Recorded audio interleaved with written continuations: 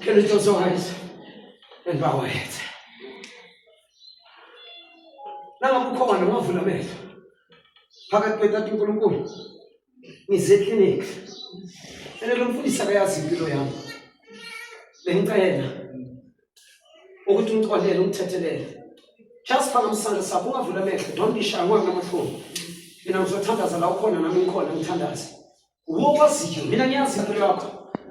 Abanye bena ngibazi. Abanye bangazi abanye abazi. But uNkulunkulu wazi inhliziyo. uNkulunkulu ubona lezandla. Sifana amehlo sikhoba amakhanda.